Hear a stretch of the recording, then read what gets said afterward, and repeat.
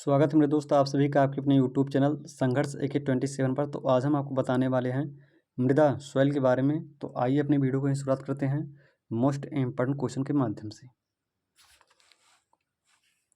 बात करें भारत की मृदाओं का वर्गीकरण, तो उत्पत्ति, रंग, संयोजन तथा अवस्था के अनुसार भारत की मृदा का वर्गीकरण निम्नलिखित प्रकार से है।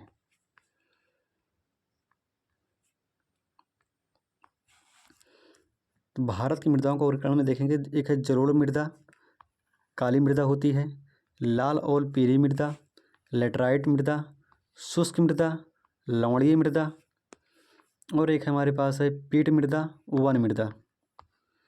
अब बात करें मृदा,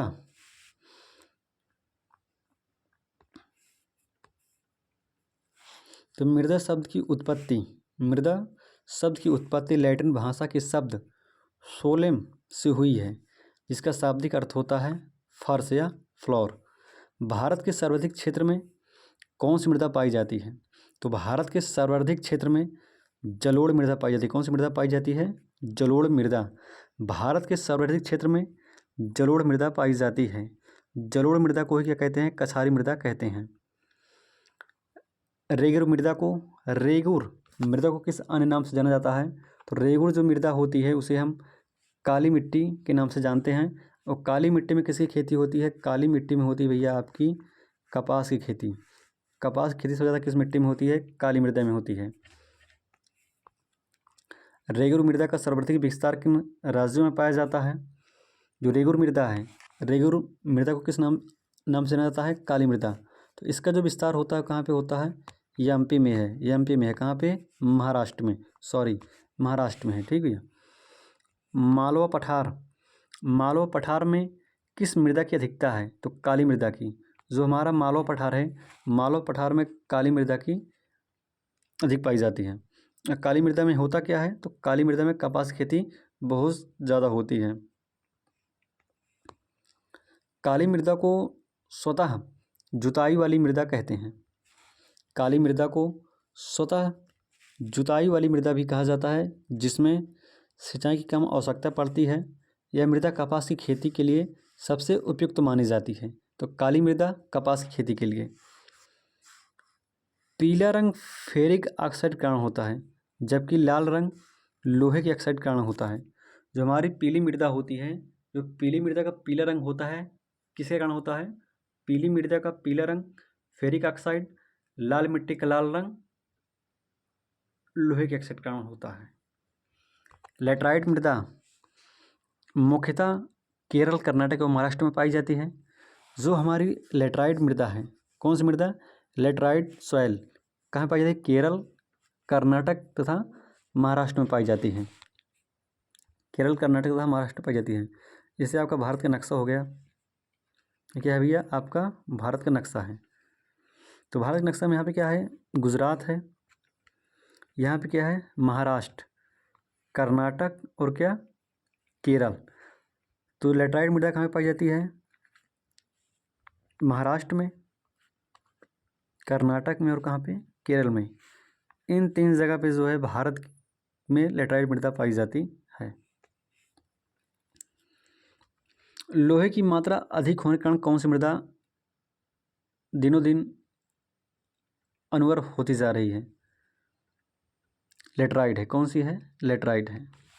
तो लोहे की मात्रा अधिक होने के कारण जो लेटराइट मृदा है, ये दिनों दिन जो है अनवर होती जा रही है। मृदा की क्षारीयता को कम करने के लिए जिप्सम का प्रयोग किया जाता है।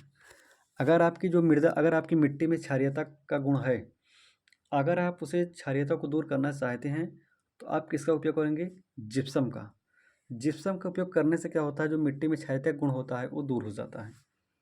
और अगर आपको मृदा की अम्लीयता को दूर करना है, तो किसका प्रयोग करेंगे आप? चूना पत्थर का प्रयोग करेंगे। लेटराइट मृदा भारत में मुख्यतः कहाँ पाई जाती है? तो मालाबार तटीय प्रदेश में लेटराइट मृदा पाई जाती है। सबसे कम जल धारण क्षमता बलुई दोमट मिट्टी की होती है। सबसे कम जल धारण क्षमता बलुई दोमट मृदा की होती है। पौधों को सबसे अधिक जल किस प्रकार की मृदा से प्राप्त होता है? चिकनी मृदा से। पौधों को सबसे अधिक जल जो है चिकनी मृदा से प्राप्त होता है। मृदा की उर्वरता बढ़ाने के लिए कौन सी फसलें उगाई जाती हैं? तो दलहनी फसलें। अगर आप अपनी मृदा की उर्वरता को बढ़ाना चाहते हैं तो कौन सी फसल बो सकते हैं? दलहनी फसल, जैसे अरहर, चना, मटर, इन सब को बो सकते हैं अपने खेत में। तो लाल और पीली मृदा अम्लीय प्रकृति की होती है। लाल और पीली मृदा अम्लीय प्रकृति की होती है, जिसमें नाइट्रोजन, फास्फोरस एवं ह्यूमस की कमी होती है। किसकी कमी होती है? ह्यूमस की कमी होती है।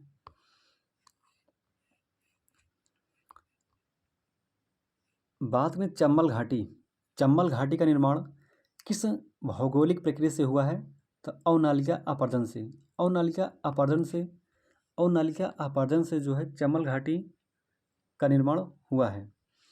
चाय बागानों के लिए कौन सी मृदा उपयुक्त है? तो लेटराइट मृदा क्या है? चाय बागानों के लिए उपयुक्त मानी जाती है। दोमट मृदा में कौन से कण पाए जाते हैं? तो गाद, मृतिका व रेत पाए जाते हैं। गाद, मृतिका व रेत पाए जाते हैं किसमें? दोमट मृदा में। भारत की मृदाओं में किस सूक्ष्म तत्व की सर्वाधिक कमी है? भारत की मृदाओं में किस सूक्ष्म तत्व की सर्वाधिकता है? तो जस्ता की। अगर हम बात करें भारत की जो मिट्टी है, भारत की मिट्टी में किस तत्व की कमी है? तो जस्ता की कमी है भारत की मृदा में। गंगा के मैदान की पुरानी जलोढ़ मृदा कहलाती है क्या? बांगर कहलाती है। क्या कहलाती है भैया? बांगर। गंगा के मैदान की जो पुरानी जलोढ़ मृदा है उसे हम बांगर के नाम से जानते हैं। गंगा के मैदान की पुरानी जलोढ़ मृदा किसे कहा जाता है? बांगर को। अम्लीय मृदा को कृषि योग्य बनाने हेतु किस खनिज का प्रयोग किया जाता है? तो चूना या लाइम का प्रयोग करते हैं। अगर आपकी मृदा में अम्लीयता का गुण है और आप अपनी मृदा की अम्लीयता को दूर करना चाहते हैं तो आप किसका उपयोग करेंगे? लाइम या चूना का। भारत में सर्वाधिक क्षारीय मृदा किस राज्य में पाई जाती है? तो उत्तर प्रदेश में। भारत में सर्वाधिक क्षारीय मृदा किस राज्य में पाई जाती है? उत्तर प्रदेश में। लवणीय मृदा में नाइट्रोजन व चूने की अल्पता पाई जाती है। लवणीय मृदा में नाइट्रोजन व चूने की अल्पता पाई जाती है। और जैव मृदा का रंग नीला क्यों होता है? तो अम्लीय व फेरस आयरन के कारण। जो हमारी जैव मृदा का रंग होता है वो नीला क्यों होता है? तो अम्लीय या फेरस आयरन के कारण जो है इसका रंग क्या होता है? नीला होता है। पश्चिमी राजस्थान की मृदा में किस खनिज की अधिकता पाई जाती है? कैल्शियम की। कैल्शियम। पश्चिमी राजस्थान की मृदा में, जो हमारी पश्चिमी राजस्थान की मृदा है उसमें किस खनिज की अधिकता पाई जाती है? तो कैल्शियम की। तो राजस्थान में सबसे ज़्यादा होता क्या है? राजस्थान में सबसे ज़्यादा मोटे अनाज वाली फसल होती है। कौन सी? पानी कमी के कारण जो है यहाँ पे, कहाँ पे? राजस्थान में पानी की कमी के कारण मोटे अनाज वाली फसल उगाई जाती है। सबसे ज़्यादा राजस्थान में होता क्या है? बाजरा, उसके बाद सरसों। तो बाजरा और सरसों जो है राजस्थान में बहुत ज़्यादा होता है।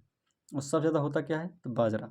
मरुस्थलीय मृदा में किस पोषक तत्व का अभाव पाया जाता है? तो नाइट्रोजन का। किसका? नाइट्रोजन का। बात करें मरुस्थलीय मृदा में, तो मरुस्थलीय मृदा में किस खनिज की अधिकता होती है? कैल्शियम की। किसकी होती है? कैल्शियम की। और किस पोषक तत्व की कमी होती है? तो नाइट्रोजन की। मरुस्थलीय मृदा में किस पोषक तत्व की कमी होती है? नाइट्रोजन की। और किस पोषक तत्व की अधिकता होती है? कैल्शियम की। मृदा अपरदन को किस प्रकार रोका जा सकता है? वनरोपण द्वारा जो है मृदा अपरदन को रोका जा सकता है। ये क्वेश्चन आपका बीपीएससी किसमें? बीपीएससी ट्री 3 पूछा गया है। तो जो भी हमारे विद्यार्थी बीपीएससी पीआरटी या 6 to 8 या 9th 10 11th 12 की तैयारी कर रहे हैं उनके लिए मोस्ट इम्पोर्टेंट क्वेश्चन हो जाता है। मृदा अपरदन को किस प्रकार रोका जा सकता है? तो वनारोपण द्वारा। पीएच मान के अनुसार मृदा की प्रकृति कैसी होती है? तो आइए जानते हैं इसके बारे में। पीएच मान के अनुसार मृदा की प्रकृति, यदि मिट्टी की पीएच मान है, यदि मिट्टी का पीएच मान 1 से 6 है, यदि मिट्टी का पीएच मान 1 से 6 है तो मिट्टी कैसी होगी? अम्लीय होगी। मिट्टी कैसी होगी? अम्लीय होगी। यदि मिट्टी का पीएच मान 1 से 6 है, यदि मिट्टी का पीएच मान 1 से 6 है तो मिट्टी कैसी होगी? अम्लीय होगी। यदि मिट्टी का पीएच मान 7 है तो मिट्टी कैसी होगी? उदासीन मिट्टी होगी। यदि मिट्टी का पीएच मान 8 से 14 है तो कैसी मिट्टी होगी? क्षारीय मिट्टी होगी। और क्षारीय मिट्टी को दूर करने के लिए क्या मिलाया जाता है? जिप्सम का प्रयोग करते हैं। क्षारीय मिट्टी को दूर करने के लिए क्या मिलाते हैं? क्षारीय मिट्टी में क्षारीयता को दूर करने के लिए क्या मिलाते हैं? जिप्सम का प्रयोग करते हैं। अम्लीयता को दूर करने के लिए किसका प्रयोग करते हैं? लाइम या चूना का। यदि मिट्टी का पीएच मान 1 से 6 है तो कौन सी मिट्टी होगी? अम्लीय मिट्टी होगी। यदि मिट्टी का पीएच मान 7 है तो कौन सी मिट्टी होगी? उदासीन मिट्टी होगी। यदि मिट्टी का पीएच मान 8 से 14 है तो कौन सी मिट्टी होगी भैया? क्षारीय मिट्टी होगा, क्षारीय मिट्टी होगी। तो आई होप ये छोटी सी वीडियो आप सभी को पसंद आई होगी। तो इसी तरह से नई नई वीडियो पाने के लिए हमारी संघर्ष AK27 यूट्यूब चैनल को सब्सक्राइब करिए और इससे जुड़िए। Thank you. जय हिंद, वंदे मातरम।